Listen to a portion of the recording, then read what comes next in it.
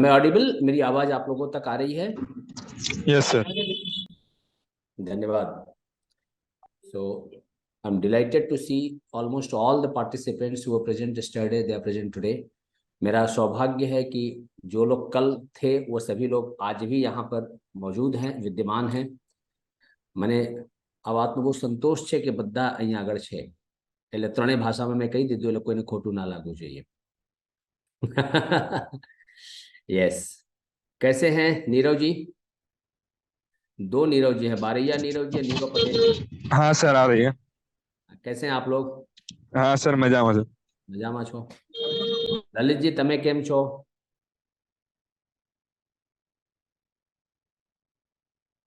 सपना जी नमस्कार। नमस्कार सर जी। ध्रुव जी कैसे हैं आप?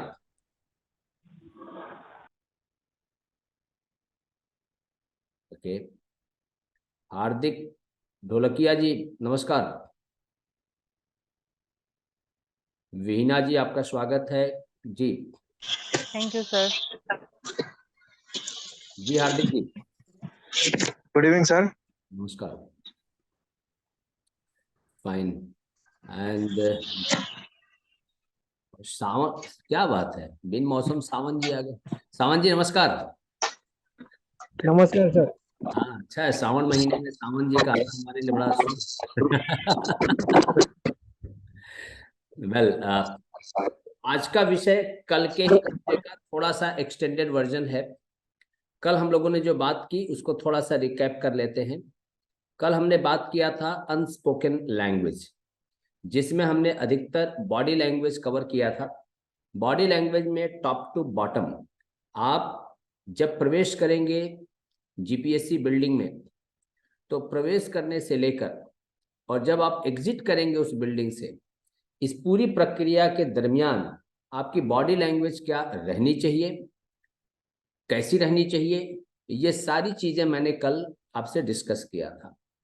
पर एक चीज हमेशा याद रखिएगा कि जब तक हमारे विचार, हमारे थॉट प्रोसेस, अपना मगजમાં જે વસ્તુઓ ચાલતી હોય ને, એ પ્રમાણે જ વ્યક્તિનું વ્યક્તિત્વ ઘડાતું હોય છે। व्यक्ति वैसा ही बनता है जैसा उसके मन मस्तिष्क में विचार चल रहे होते। तो आप अपने विचारों को जितना मजबूत बनाएंगे उतना ही आपकी बॉडी लैंग्वेज पॉजिटिव होती चली जाएगी। अब ये ज्ञान की बात थी, अब मैं इसको एग्जीक्यूशन की बात करता हूँ। फॉर एग्जाम्पल कि आप अभी से एक माइंडसेट बिल्ड करना शुरू करें। जैसे जब एक डॉक्टर मेडिसिन पढ़ता है तो from the first year itself, जिस दिन उसका नीट का स्कोर 550-600 से ऊपर आता है ना, उसी दिन से उसके अंदर फीलिंग आ जाती है, यस मैं ऑपरेशन थिएटर में खड़ा हूँ, now I am doing surgery. मेरे नाते सैकड़ों हजारों लाखों लोगों के जीवन में कैथार्सिस होगा, लोगों की बीमारियां जो है रिमूव होंगी, लोग बीमारी विहीन होंगे, ऐसा वो अपने मन मस्तिष्क में विचार रखना शुरू कर देता है। और आपने देखा होगा स्टेथोस्कोप लगा करके, व्हाइट एप्रन पहन करके अधिकतर डॉक्टर्स आपको मेडिकल कॉलेज के आसपास चलते दिख जाएंगे। सही है? हाँ या ना? कोई तो बोलिए। Yes sir. Yes sir. ये सारी चीजें क्या है, आपने उस प्रोफेशन को मन मस्तिष्क से स्वीकार कर लिया। द मोमेंट आप उस प्रोफेशन को मन मस्तिष्क से स्वीकार करते हैं, आपके बिहेवियर में, आपके फेस एक्सप्रेशन में, आपके आई कांटेक्ट में, आपके बॉडी लैंग्वेज में, आपके चलने के स्टाइल में, हर चीज में वो चीज रिफ्लेक्ट करने लगती है। महात्मा गांधी जब दांडी जा रहे थे तो ऐसी कहावतें हैं कि उनके साथ हजारों लोगों की भीड़ पीछे चल रही थी, पर कोई भी आदमी महात्मा गांधी की स्पीड के साथ स्पीड मैच नहीं कर पाता था। मुझे कोई बताएगा कारण क्या था? लोग कई फरलांग, कई मीटर दूर रह जाते थे, महात्मा गांधी आगे निकल जाते थे। ऐसा क्यों था? कोई भी व्यक्ति चाहे तो जवाब दे सकता है, ऐसा कोई अपना जनरल नॉलेज का टेस्ट नहीं चल रहा है यहाँ पे। यस, लॉजिकल विषय है। क्योंकि ये- उनको वो मीठे के कायदे को भंग करने की बहुत जल्दी थी और उनके दिमाग में वो क्लियर था कि मैं कितनी जल्दी पहुंच के इसको ये चीज मैं एग्जीक्यूट कर दूं। Very good. She has answered very nearer to the answer. महात्मा को दांडी पहुंच करके अपना प्रण पूरा करना था और जल्दी से जल्दी अपने नतीजे तक पहुंचना था। और जो लोग महात्मा गांधी के पीछे चल रहे थे उनको महात्मा गांधी तक ही पहुंचना था। लक्ष्य में अंतर है। Yes, clarity of thought. Kailash Ben, thank you. आप पाएंगे कि आपके प्रधानमंत्री एक दिन जोहानिसबर्ग में होते हैं, अगले दिन ग्रीस में होते हैं, नेक्स्ट डे अर्ली मॉर्निंग 5:30-6 बजे बैंगलोर लैंड करके साइंटिस्ट को एड्रेस कर रहे होते हैं, मिल रहे होते हैं। ये ऊर्जा आती कहाँ से है? ये बहुत बार क्वेश्चन हमारे मन मस्तिष्क में रहता है, ये एनर्जी लेवल आता कहाँ से? ये लोग ऐसा क्या खाते पीते हैं, ऐसा क्या करते हैं कि दे सो एनर्जेटिक ऑलवेज? चेहरे पे, वॉइस में, आईज के आसपास में, बॉडी लैंग्वेज में कहीं पर भी कोई थकान जैसी चीज दिखती ही नहीं है। ऐसा विचार आता है कभी आपके मन मस्तिष्क में? हाँ सर। इसके पीछे का मूल कारण है कि आप कितने मोटिवेटेड हैं। आप मुझे इसमें देख रहे होंगे, मैं सुबह 4 बजे के आसपास उठता हूं। मैं चांगा अभी लगभग 3 घंटे का सेशन लेके आया हूं, स्पिरिचुअलिटी टू मैनेजरियल डिसीजन। अब मैं आपके सामने बैठ के एक नए टॉपिक पर डिस्कस कर रहा हूँ। मेरे वॉइस में, मेरे फेस पे, मेरे आई कांटेक्ट में कहीं पर भी आपको ऐसा लग रहा है कि ये आदमी पिछले 12-14 घंटे से काम कर रहा होगा? नहीं। द रीजन इज कि जब आपका मिशन एक बड़ा पॉजिटिव डायरेक्शन में हो तो ऑटोमेटिकली बॉडी लैंग्वेज चेंज हो जाती है, एनर्जी लेवल चेंज हो जाता है। And what is that? आप अभी से अपने मन मस्तिष्क में बिठा लें कि मुझे ये पोस्ट चाहिए, मुझे पुलिस सर्विस में ये डिजिग्नेशन चाहिए, मुझे एडमिनिस्ट्रेटिव सर्विसेज में ये डिजिग्नेशन चाहिए। द मोमेंट आप अपने अंदर उस डिजिग्नेशन को, उस पोस्ट को बिठा लेते हैं तो ऑटोमेटिकली आपकी बॉडी लैंग्वेज पे उसका इंपैक्ट पड़ने लगता है। आप ये सोचने लगे कि यस, जिस दिन मैं इस पोस्ट को बैठा मैं इतने बदलाव समाज में लेके आऊंगा। जिस सिटी को मैंने एज ए पुलिस लीड किया वो सिटी को मैं क्राइम विहीन कर दूंगा, मैं योगी आदित्यनाथ हो जाऊंगा। द कंसर्न इज मेरे अंदर, मेरे मन मस्तिष्क में बड़ा क्लियर होना चाहिए कि मैं करना क्या चाहता हूं। यदि मैं इस डेजिग्नेशन पे पहुंचा, अगर गुजरात सरकार ने मुझे सेवा देने करने का मौका दिया तो मैं अगले 40 साल के अंदर गुजरात में इतने बदलाव लेकर के आऊंगा। जिस दिन ये विचार आपके मन मस्तिष्क में रोटेट होने लगे निहारिका जी, मैं साफ शब्दों में कहना चाहता हूं, बॉडी लैंग्वेज की कहीं पे कोई ट्रेनिंग की आवश्यकता नहीं होगी। आपकी पूरी शरीर अपने आप मैसेज कम्युनिकेट करेगा कि ठाकुर मेरे को रिक्रूट करो करो और करो। सर यहाँ पे मैं अपना एक छोटा सा एक्सपीरियंस शेयर करना चाहूंगी, if you please. Allow. Sir corona का टाइम था और मैं मेरे मम्मी पापा के घर पे गुजरात थी। वैसे तो मैं बेंगलोर रहती हूँ, पर उस टाइम पे भी ये जीपीएससी का एग्जाम था तो मैं वहां पे थी। और फिर मेरे हस्बैंड को पहले कोरोना हो गया, बाद में मेरी बेटी को, और मम्मी पापा सब, मतलब मेरे अलावा घर में सबको कोरोना हो गया। और ऊपर की अलग अलग रूम में सबको क्वारंटाइन किया हुआ था। And I was the only person who has to take care of everything, like उनकी दवाई से लेके खाना वाना सब। पांच, मतलब वो 4 लोगों का ध्यान रखना था मुझे, और मैं थोड़ी टेकन बैक हो गई थी सिचुएशन को लेके। तब मेरे हस्बैंड ने मुझे बहुत अच्छी बात कही कि कल तुम जिस एग्जाम के लिए एम कर रही हो, as a you know deputy collector, you might have to take care of the entire district tomorrow. तो you cannot just surrender to the situation, be strong and handle it with that attitude. And बाद में पूरा, मतलब सब लोगों का मैंने किया और मैं लास्ट में जाके फिर मुझे कोरोना हुआ। तो वो मेंटल स्ट्रेंथ मुझे बहुत काम आई थी। तो जो आप कह रहे वेरी हो गुड, मैं उससे रिलेट कर पा रही हूँ वेरी अभी। Good, very good. मैं एक इसमें एग्जांपल शेयर करूं निहारिका जी कि मैं जिस जगह पे काम करता हूं वहाँ पे 700 पेशेंट, 700 बेडेड हॉस्पिटल था। मैं लगभग ऑलमोस्ट हर एक दिन या अल्टरनेटिव डे में आईसीयू में जाता था लोगों को मिलने के लिए। मैंने बहुत सारे लोगों को मिला, बहुत सारे लोग ऐसे थे जिनको आज मिला दूसरे दिन वो चले गए थे, कई को तो आज मिला दूसरे दिन फोन किया तो वो जा चुके थे। लेकिन जो एटीट्यूड था कि अगर मेरे नाते 10 लोग भी बच गए तो ये मेरे जीवन की सफलता होगी। द पॉइंट इज, आप किस एटीट्यूड के तहत आप किसी भी पोजीशन, किसी भी डिजिग्नेशन को टारगेट करते हैं, ऑटोमेटिकली आपकी पूरी बॉडी लैंग्वेज चेंज हो जाती है। तो मैं ये चाहूंगा कि आप अभी से इस चीज को महसूस करना प्रारंभ कर दें कि मैं ये चीज बनने जा रहा हूं। द मोमेंट आप इस फीलिंग को डेवलप करेंगे, मैं बहुत ही विश्वास के साथ कहना चाहता हूं, आपका 25 से 50% काम हो जाएगा। तो आप इस क्लैरिटी के साथ, मेरी स्लाइड्स आपको दिख रही हैं? हाँ सर। यस। नाउ सबसे पहले तो बहुत बार हमारे मन मस्तिष्क में क्वेश्चन रहता है कि सर क्लोथिंग का क्या इम्पैक्ट है। देखिए, जिस जगह पे हम जा रहे हैं उस जगह के अनुकूल हमको क्लोथिंग करनी होती है। आप किसी की शादी में जाते हैं, आप नवरात्र में जाते हैं, आप किसी के घर पे किसी धार्मिक प्रसंग में जाते हैं, आप किसी अमंगल अशुभ प्रसंग पे जाते हैं, तो अकॉर्डिंगली हम ड्रेसिंग करते हैं। हमारे ड्रेसिंग करने से किसी की शादी होने या नहीं रुकने वाली नहीं है। हमारे ड्रेसिंग करने से कोई व्यक्ति अगर उसकी मृत्यु हो गई और उसके बेशने में हम बैठने जा रहे हैं और हमने व्हाइट नहीं पहना है, तो उनकी आत्मा वापस आके जीवित नहीं हो जाने वाली है, अथवा तो उनको कोई नरक नहीं मिल जाने वाला है।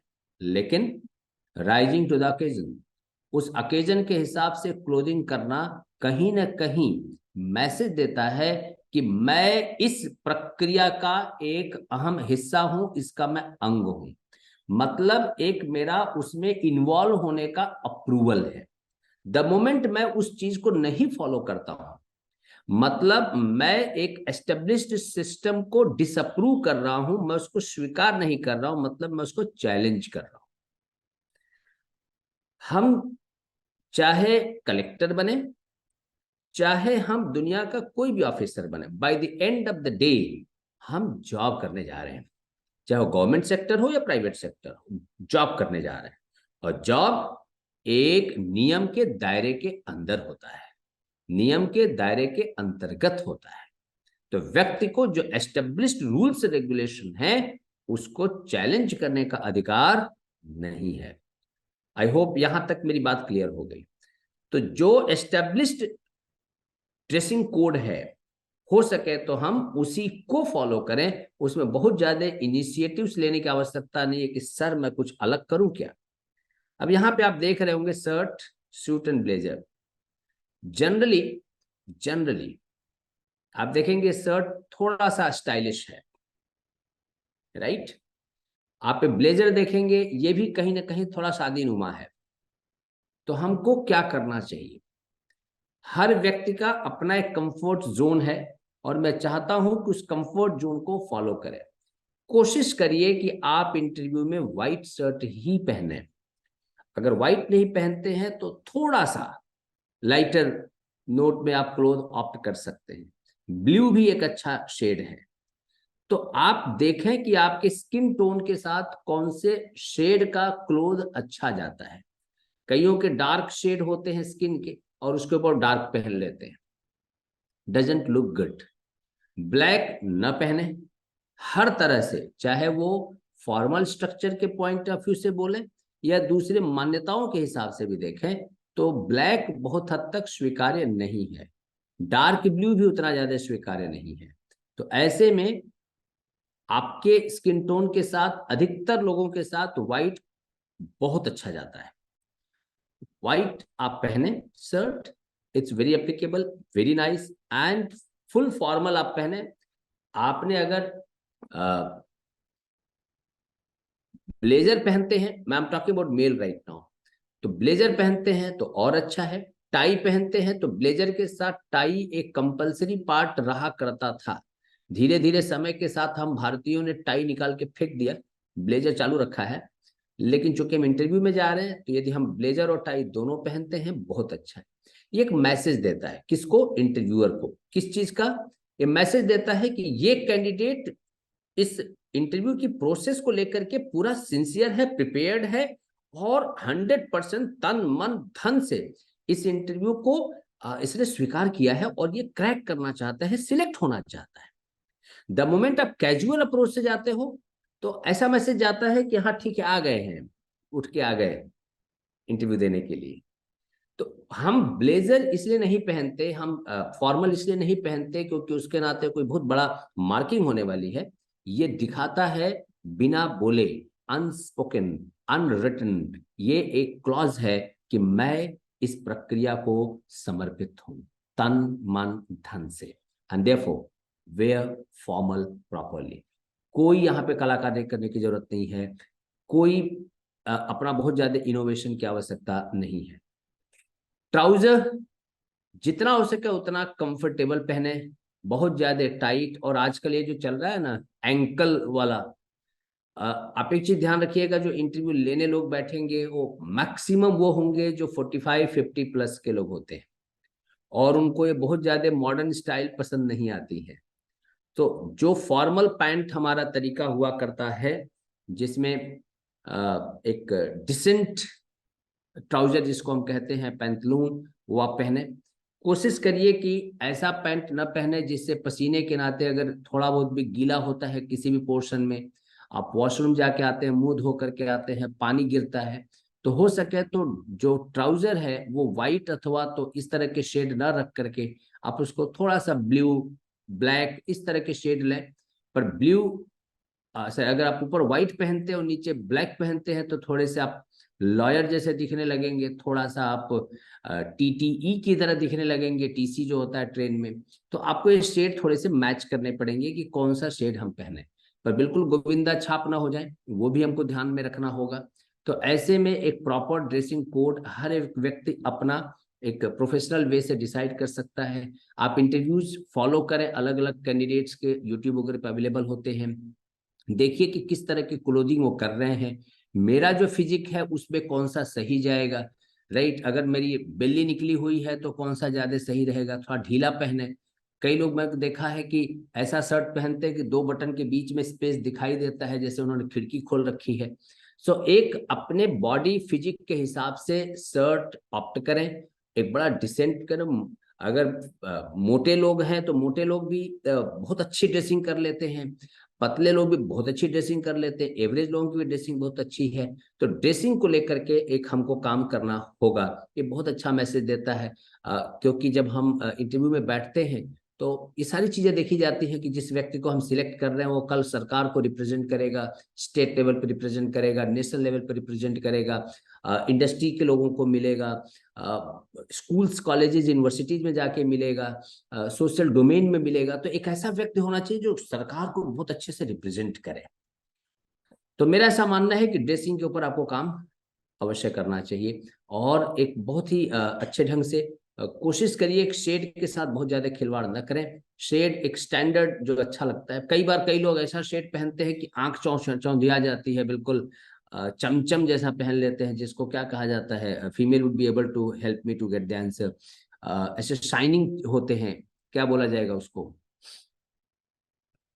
गॉडी लुक बोलते हैं उसको। यस। तो इस तरह के क्लोथ ना पहने। मेरा ऐसा मानना है कि बड़ा ही प्लीजिंग शेड, खास करके लिनन वगैरह बहुत अच्छा रहता है, पर हर कोई अफोर्ड नहीं कर सकता। कई लोग ऐसे होंगे जिनकी फाइनेंशियल कंडीशन इतनी अच्छी नहीं होगी कि लिनन अफोर्ड कर पाए। तो अब इसके लिए अलग से आप जा करके शॉपिंग ना करें, कोई शादी तो कर नहीं रहे, अपने पास जो अवेलेबल क्लोथ्स हैं एक इकोनॉमिकल ढंग से अच्छी सी चीज खरीदें, और मेरा ऐसा मानना है कि इट्स ए गुड अप्रोच। अब आते हैं शू के ऊपर। शू के ऊपर कल मैंने 2-3 चीजें बोली थी, उसी को मैं फिर से रिपीट करूंगा। सबसे पहले बहुत ज्यादा शू, हम शादी वाला शू ना पहन लें, एक नॉर्मल फॉर्मल शू पहने। स्पोर्ट शू पहन करके इंटरव्यू देने बिल्कुल ना जाएं, चप्पल और फ्लोटर पहन के गलती से भी ना जाएं। आपको शू पहनना है, एक अच्छा शू खरीदें, शूज अच्छे होने चाहिए, आप उसकी अच्छी पॉलिश रखें, और इंटरव्यू में जाने से पहले वो शू कम से कम 15-20 घंटे आप पहन करके अलग अलग जगहों पे आप एक्टिविटीज में इन्वॉल्व। ऐसा नहीं कि जूता खरीद के आपने रखा हुआ बस इंटरव्यू के दिन ही पहनूंगा और पहन करके निकले, उसके बाद महाभारत के शकुनी की तरह लंगड़ा लंगड़ा के चल रहे हैं क्योंकि शू वाइट हो गया। मैंने कल भी ये बात कही थी। तो इन चीज़ों को ध्यान रखें। इससे एडवांस में शू को आप पहन करके अपने पाँव को जूते के साथ एक रिलेशन डेवलप कर लें, that helps a lot, right. So this was the part. Tie का जो कलर है वो भी एक ध्यान रखना है। I am talking to male right now. So एक आपके जो शर्ट के साथ वो मैच हो। अगेन बड़ा फंकी टाई न खरीदें, एक सिंपल टाई खरीदें। और टाई बांधना कैसे होता है, अगर आपको बांधना नहीं आता तो एडवांस में उसको नॉट लगवा करके रखें, ताकि उस दिन सिर्फ आपको लगाना रहे, राइट। आजकल रेडीमेड टाइज भी आते हैं, आप वो भी ध्यान में ले सकते हैं, पर इंश्योर की सिंगल शेड प्लेन टाई आप पहन रहे हैं। बहुत ज्यादा कलरफुल एंड बहुत ज्यादा चमचम टाई आपने नहीं पहनी है। बेल्ट, ये भी एक महत्वपूर्ण चीज है। एक आपने यहाँ पे बेल्ट का मैंने फोटो रखा हुआ है, सिंपल बकल वाला आप बेल्ट पहने। वो आप वो बकल जो हमारे पिक्चर में हीरो हीरोइन पहनते हैं, बड़ा बड़ा बड़ा बड़ा वाला, वो गलती ना करें। मतलब ये चीजें मैं मुझे बोलनी पड़ रही हैं, मुझे कई बार खुद को हंसी आती है, लेकिन कई बार क्या होता है, छोटी छोटी गलतियां हमारे लिए बड़ा लेसन सिखा के चली जाती है। Therefore I am covering everything. Wrist watch हो सके तो आप, जैसे रिस्ट वॉच मैंने पहनी है तो ये वाली है। अब ये क्या होता है, कई बार टेबल पे टकराता है, तो टेबल पे टकराता है तो आवाज आती है। तो बेटर होता है कि इंटरव्यू में हम लेदर वाला बेल्ट वाला रिस्ट वॉच पहने, दैट हेल्प्स अ लॉट। क्योंकि कम से कम वो अगर टेबल से टकराएगा तो आवाज नहीं आएगा, साउंड नहीं आएगा, और टाइटली रहता है, अच्छा भी लगता है। हर एक शेड में अच्छा लगता है। ब्लैक भी ले सकते हैं, ब्राउन भी ले सकते हैं। व्हाइट बेल्ट अवॉइड करें, बड़ा थोड़ा खराब सा लगता है, वो मिथुन दाग को ज्यादा सूट करता है, हम लोगों को कम सूट करता है। सो एक अच्छा सा शेड वाला हम रिस्ट वॉच का बेल्ट रखें, राइट। अब आती है बात टॉप टू बॉटम। साथियों, हेयर स्टाइल मैटर करता है। आप ऐसे स्पाइक कट करवा के जा रहे हैं, ये सब चीजें लोग प्रीफर कम करते हैं। चाहे कभी आप मौका निकाल के आपके घर के किसी व्यक्ति के लिए, जैसे मान लिया आप मेल हैं और आप परिवार में कोई लड़की है, उसके लिए शादी के लिए लड़का देखने जाएं, और लड़का बिल्कुल फंकी होकर के ऐसे हेयर कट करके ऐसे टॉम बॉय बन करके आ जाए, वुड यू लाइक? पहली बार में तो नहीं। आपको भी अच्छा लगेगा कि जो लड़का आ रहा है वो डिसेंट हो, थोड़ा सा अच्छी हेयर स्टाइल हो, थोड़ा बेटर लुक हो, एक डिसिप्लिन्ड में हो, आपको अच्छा लगता है। इसी तरह से आप कोई लड़की देखने जा रहे हैं शादी के लिए, परिवार के लिए, तो आप चाहेंगे कि डिसेंट लड़की हो। तो कंसर्न ये है कि हम जब अपने परिवार में किसी को सम्मिलित करते हैं तो हम ये सब चीजें ध्यान रखते हैं। आप सरकार के परिवार में सम्मिलित हो रहे हैं, तो सरकार भी चाहेगी कि ऐसे आदमी को हम सम्मिलित करें जिसको एक बेसिक सेंस हो कि क्या पहनना चाहिए। तो आप एक बेहतर हेयर स्टाइल रखें। अगर आप बालों में कलर वलर करवाने के शौकीन हैं तो आपको मैं पहले कुछ चीजें बता दूं। हेयर कलर कई बार हम लोग आंख बंद करके करवाते रहते हैं। हेयर कलर करना बहुत सारे मैसेजेस देता है। आई टेल यू, वैसे रिकॉर्ड हो रहा है सेशन, इसलिए बहुत सारी चीजें मैं ऑफिशियली बोल नहीं सकता। आप व्यक्तिगत तौर पे कभी मिलेंगे तो बताऊंगा। दुनिया में अलग अलग तरह के ग्रुप्स होते हैं, मेल के, फीमेल के, एंड इस तरह के। तो ये जो बाल कलर कराए जाते हैं वो मीनिंग कम्युनिकेट करता है कि कौन से कलर का बाल, मतलब कौन से ग्रुप के आप मेंबर हैं। सो कई सारी चीजें हमको स्वयं को पता नहीं होती, हम लोग देखते, हमको लगता है कि चाहे फैशन है हम कर लेते हैं। फैशन नहीं है। हर चीज के पीछे कोई ना कोई रीजन है, कॉज है, और उसके पीछे कोई ना कोई थॉट प्रोसेस है। तो हमारा जो नेचुरल कलर है वो अच्छा है। आप अगर बाल सफेद हो गए, कलर काला कराना चाहते हैं तो करवा सकते हैं, बट एक बेटर हेयर स्टाइल के साथ आप इंटरव्यू देने जाएं। हो सके तो थोड़ा सा डिफेंस वालों जैसा कट रहे तो थोड़ा ज्यादा अच्छा रहता है, लेकिन जनरली एक decent haircut is fine, right. जैसा मैंने कलर में बताया, शर्ट्स में प्लेन शर्ट ज्यादा एक्सेप्टेबल है। आप कोशिश करें लाउड कलर ना पहने, प्रिंट्स वाले शर्ट्स ना पहने, राइट, फ्लैशी टाइज ना पहने, मैं बता चुका हूं। तीसरा, do remember to wear a mild deo. देखिए, बार बार कल भी मैंने कहा था, एक माइल्ड डियो अप्लाई करिए इंटरव्यूज के लिए। आपको स्वयं को पता नहीं होगा कई बार कि आपकी शरीर जो है एक नेगेटिव स्मेल दे रही है, जिसको कई बार हम स्टिंकिंग भी कहते हैं, अलग अलग वर्ड यूज करते हैं, बट मैं इसको नेगेटिव स्मेल के तौर पे यूज करना चाहूंगा यहाँ पर, क्योंकि ऑलरेडी आप प्रेशर में है, टेंशन में है, तो आप डीओ यूज करें। आप हो सके तो एक या दो अपने पास आप पेपर नेपकिन रखें, टिश्यू पेपर, और आप इंटरव्यू में जब वेट कर रहे हैं तो आप टिश्यू पेपर निकाल के शू को एक बार आप साफ कर लें। कई बार ऐसा होता है कि आप कहीं धूल में पाँव पड़ गया, आप गाड़ी पार्क किए, गाड़ी से उतरे, तो वो धूल में पाँव पड़ गया, तो थोड़ा डस्ट वगैरह होता है, तो that you can clean and proceed further. Clean save it is more acceptable in interviews.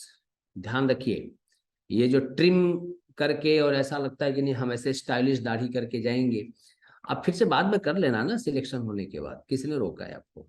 पर इंटरव्यू के दिन clean save it's more acceptable, क्योंकि जो इंटरव्यू ले रहे हैं उन लोगों को ये स्टाइलिश बियर्ड पसंद नहीं आती है। सो कोशिश करिए कि आप ये सब न रखें, और अगर रखा है तो वेल ट्रिम्ड, ऐसा एकदम प्रोफेशनली ऐसा होना चाहिए कि देख करके कोई भी व्यक्ति को लगे कि आप इंटरव्यू देने के लिए तैयार होकर के आए हैं। कोशिश करिए कि आपके जो नाखून हैं लंबे ना हो। कई लोग नाखून रखने के शौकीन हैं पर नाखून लंबे ना हो, यदि हैं तो उसको अच्छे से आप पॉलिश करके जाएं, और अगर आपने उसको काट पीट करके बढ़िया रखा हुआ है, आप देखिए मेरे मेरे नेल्स देखिए तो अच्छा है, तो नेल जो है ट्रिम करके जाएं। बहुत सारे लोग उसको मार्क करते हैं, क्योंकि मैं जैसे आपको पहले बता चुका हूँ, हैंडशेक करने की बात आएगी, आप लोगों को के साथ उठेंगे बैठेंगे तो हाइजीन लोगों की पहली प्रायोरिटी रहती है। जनरली यहाँ पे रिज्यूमे लागू नहीं पड़ता, इसलिए रिज्यूमे की बात मैं करूंगा नहीं। अब मैं आगे बढ़ता हूँ।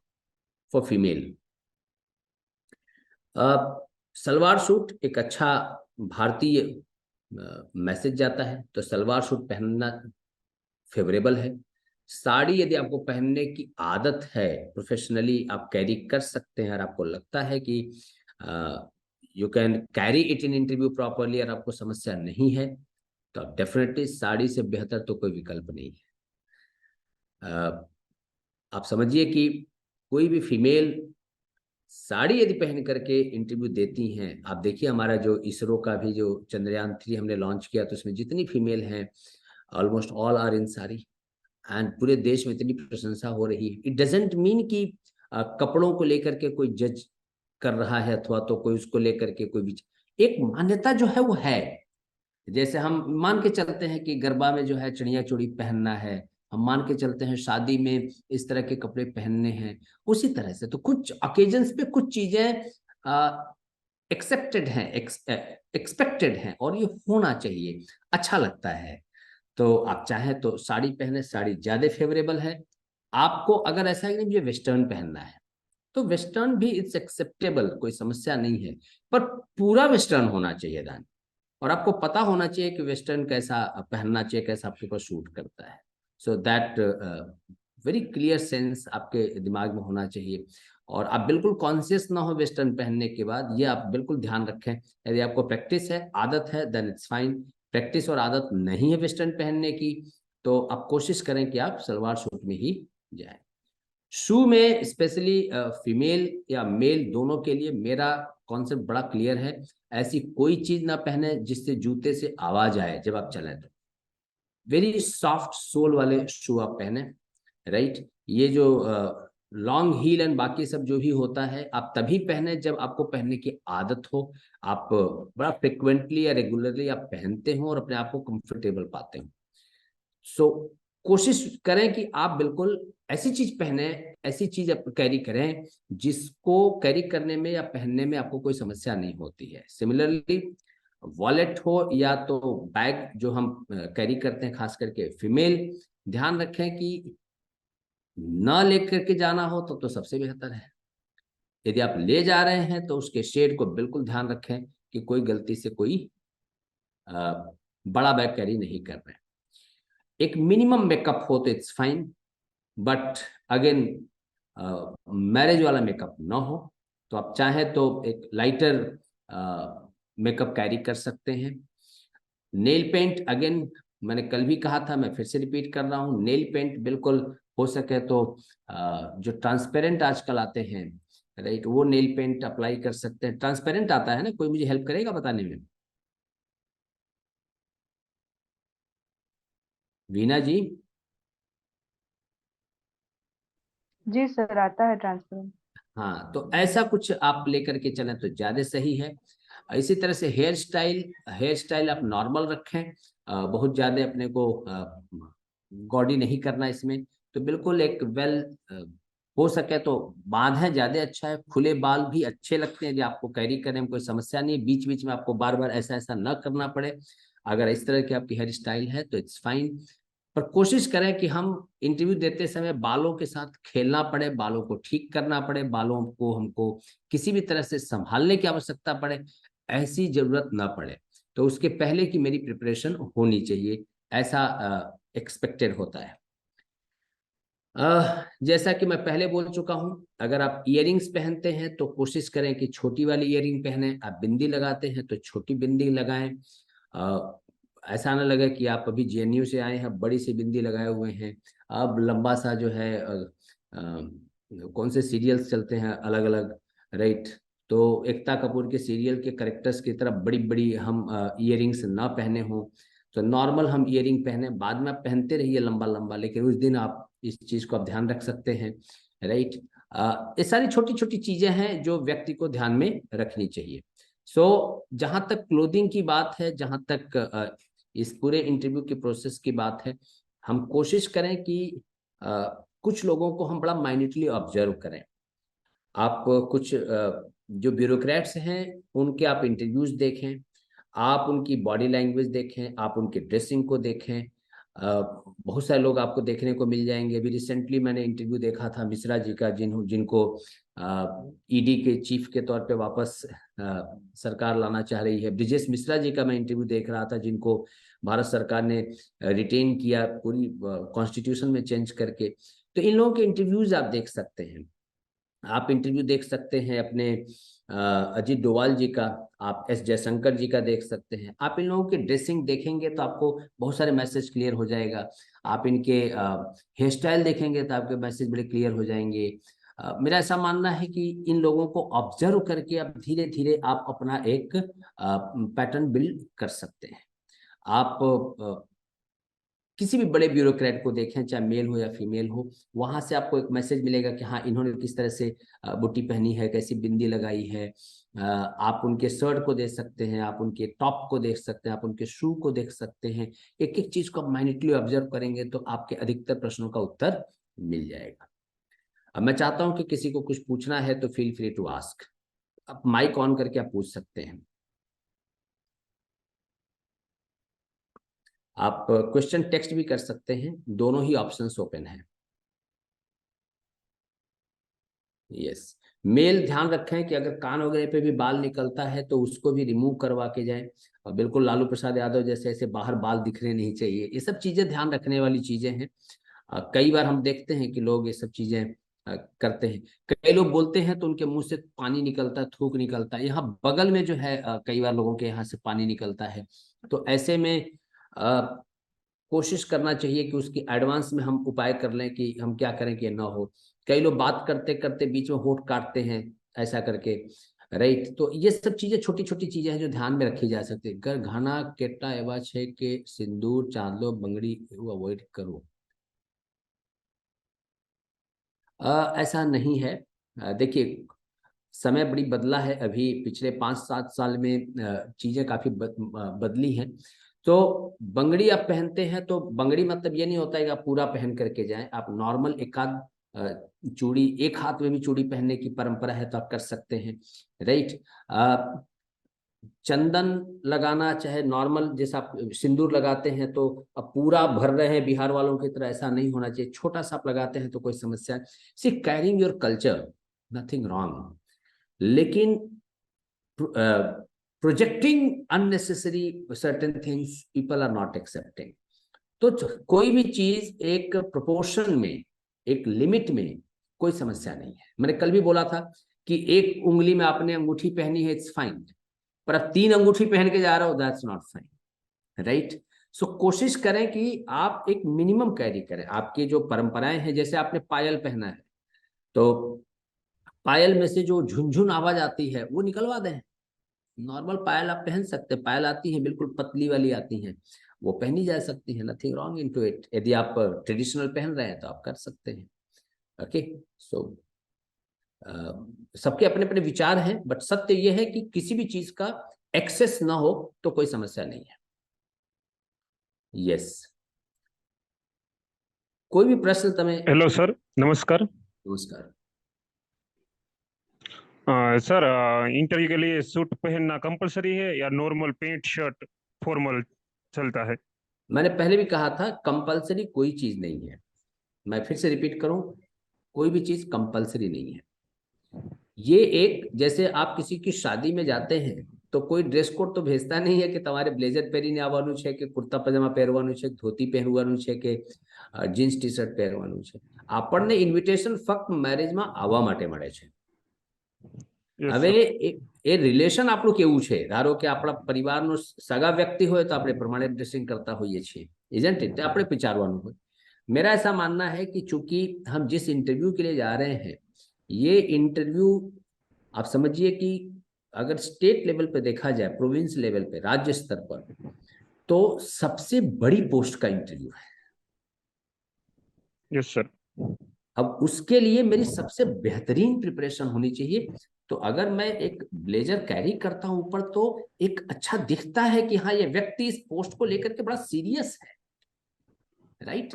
सो मेरी तैयारी गुजरात लेवल के सबसे बेहतरीन पोस्ट के लिए जाने की सबसे बेहतरीन होनी चाहिए, और वो हमारे शरीर के हर अंग से रिफ्लेक्ट होना चाहिए कि यस मैं रेडी हूं इस पोस्ट को कैरी करने के लिए, जिम्मेदारी को ले जाने के लिए और सेवा करने के लिए। तो Okay, मैं sir. Thank recommend you. करूंगा कि आप ब्लेजर पहने, कंपलसरी नहीं है, पर एक मैसेज अच्छा जाता है कि हाँ ये व्यक्ति पूरा, जैसे अपने घर पे किसी की शादी और बिल्कुल तैयार होकर के जाऊं तो लोगों को लगता है हाँ कितना खुश आदमी इन्वॉल्व हो रहा है, मतलब इसको खुशी मिली है शादी को देख करके, right? Okay, sir. Thank you. या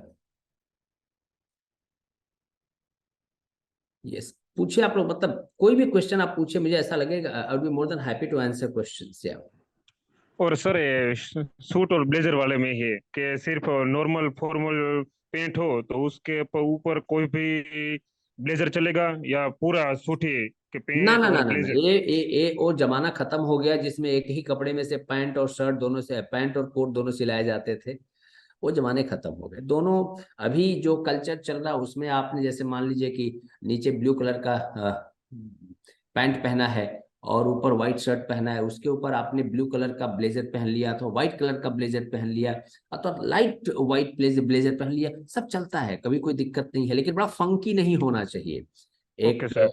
प्रेजेंटेबल होना चाहिए, एक डिसेंट होना चाहिए। आप देखेंगे ब्यूरोक्रेट्स को, आप देखिए किस तरह के ब्लेजर पहन करके वो लोग पार्टिसिपेट करते हैं इंटरव्यूज में अथवा मीटिंग्स वगैरह में, आप देखेंगे तो आपको अच्छा हाँ ये शेड अच्छा है, ये शेड अच्छा जा रहा है। Yes sir, thank you.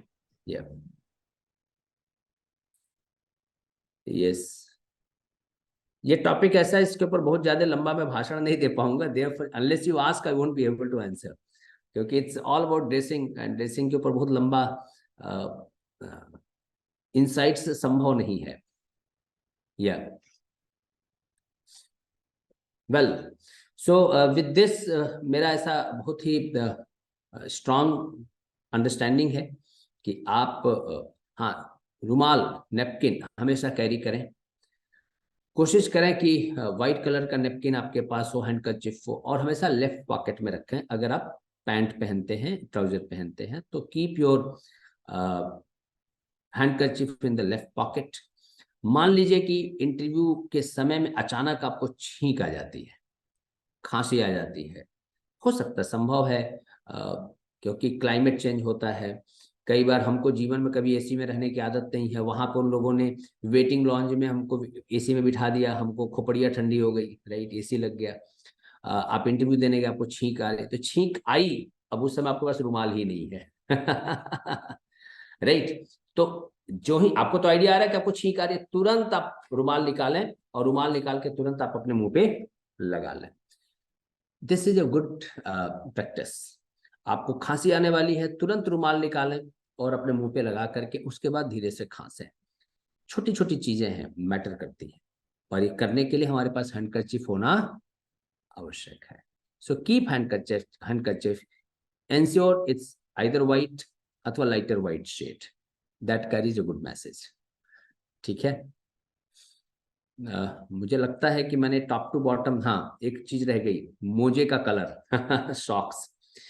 सो वो भी अगेन हो सके तो ब्लू ब्लैक इस तरह का, व्हाइट कलर का मोजा न पहने ज्यादा अच्छा है।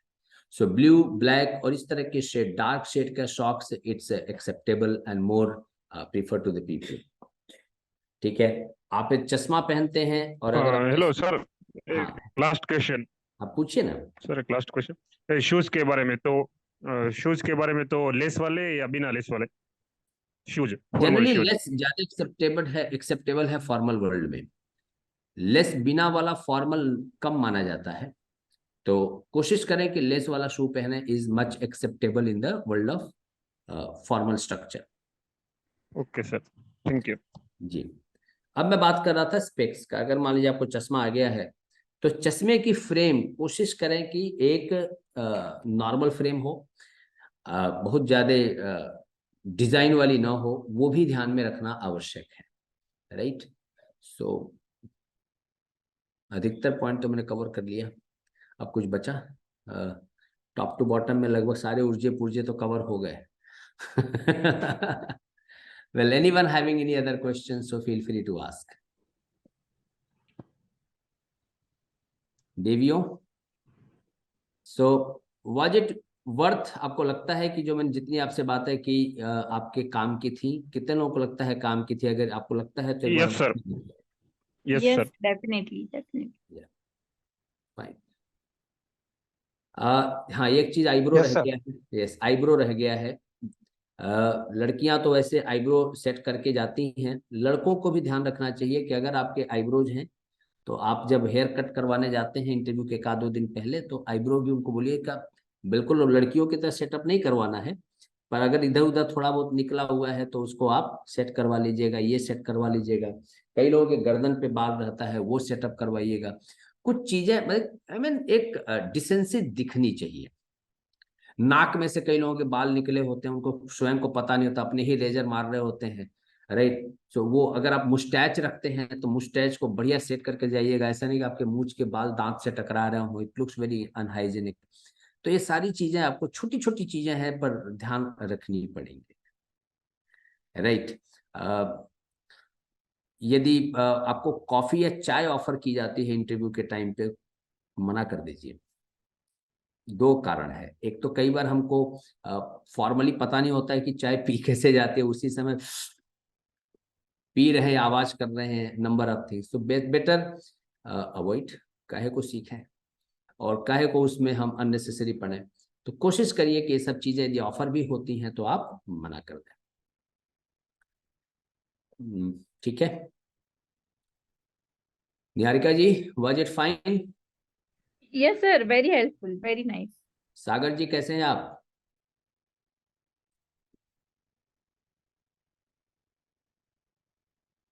फाइन, बढ़िया सर, बढ़िया। Thank you, thank you. अरे हिरेंद्र दास जी? सर बढ़िया। Thank you. So well, so इस टॉपिक को हम यहीं पे क्लोज करते हैं और मुझे विश्वास है कि आप लोग इसके ऊपर काम करेंगे। हो सके तो 2 सेट कपड़े जो भी आप इंटरव्यू के दिन पहनने वाले हैं, 2 सेट कपड़े अलग से रखिएगा। कई बार ऐसा देखा जाता है कि जिस दिन हम इंटरव्यू देने जा रहे हैं, जो सेट मैंने कपड़ा रखा है, जब मैंने निकाला उसी समय या तो उसमें कहीं पे दाग लग गया है, अथवा तो कोई ना पोर्शन, या तो बटन टूट गया है, या तो कहीं पे सिलाई निकल गई है। ऐसी सब चीजें कई बार होती हैं। तो आप अभी से 2 सेट कपड़े पूरा टॉप टू बॉटम, ध्यान से सुनिएगा, टॉप टू बॉटम पूरा 2 सेट कपड़े अलग से निकाल कर एक बैग में आप उसको रख दीजिएगा। इंटरव्यू के 2 दिन पहले करेंगे, ये सब गलतियां नहीं करने की। शू पहले मैं बता चुका हूं, उसकी प्रैक्टिस करके और पाँव से हैबिचुएट करके उसको पॉलिश करके रख दीजिएगा। अपने इंटरव्यू के दिन के 2 सेट पूरा तैयार होना चाहिए। राइट, तो उसको अलग से आप रख दें। तैयारी करके, ताकि उसके लिए सोचना ना पड़े मुझे इंटरव्यू के दिन। उस दिन मैं बिल्कुल रिलैक्स रहूं, एकदम तैयार हूं मैं बैटल के लिए। ठीक है, सो विद दिस कोई भी स्ट्रेस नहीं रखना है। मैं एक कविता के साथ अपनी बात समाप्त करूंगा, क्योंकि आप लोगों ने जो चैलेंज लिया है, हर संघर्ष सफल होगा, आज नहीं तो कल होगा। हर संघर्ष सफल होगा, आज नहीं तो कल होगा। लोहा जितना तपता है उतना मजबूत हो बनता है। लोहा जितना तपता है उतना मजबूत हो बनता है। सोने को जितनी आंच लगे उतना प्रखर निखरता है। हीरे को जितनी धार लगे उतना खूब चमकता है। मिट्टी का बर्तन पकता है तो धुन पर खूब खनकता है। सूरज जैसा बनना है तो सूरज जैसा तपना होगा। नदियों सा आदर पाना है तो पर्वत छोड़ निकलना होगा। हम रामकृष्ण के वंशज हैं, क्यों सोचें राह सरल होगा। हर संघर्ष सफल होगा, आज नहीं तो कल होगा। तो आप लोगों ने जो यात्रा प्रारंभ की है, ये एक बड़ा संघर्ष है, और मुझे विश्वास है कि आप सभी लोग सफल होंगे। लेकिन ये सफलता एक बड़ी ही कठिन परिश्रम मांगती है, जो आज तक आपने किया है, तभी आप यहाँ तक पहुंचे हैं। लास्ट की कुछ सेकेंड्स की बैटल बाकी है, इसकी तैयारी करें, क्योंकि कई बार लास्ट के एक आध दो ओवर ही टीम को सफलता भी दिलाती हैं और असफलता भी दिलाती हैं। तो अंतिम एक आध ओवर आपके पास बचा है। महेंद्र सिंह धोनी की तरफ अपने को खेलना है, पूरे कंसंट्रेशन, धैर्य के साथ, स्माइल के साथ, स्ट्रेटेजी के साथ, प्लानिंग के साथ। Wishing all the best. भगवान आप लोगों की खूब सारी मदद करे। प्रमुख एकेडमी की तरफ से आप लोगों के इस पूरी प्रिपरेशन के लिए ढेर सारी शुभकामनाएं। मैं एक बार फिर से आप सभी लोगों ने मुझे इतनी देर तक सुना, इसके लिए आपका आभारी हूं। आपके बेहतर भविष्य के लिए प्रभु से प्रार्थना करता हूं। धन्यवाद। Thank you so much, sir. Thank you, sir.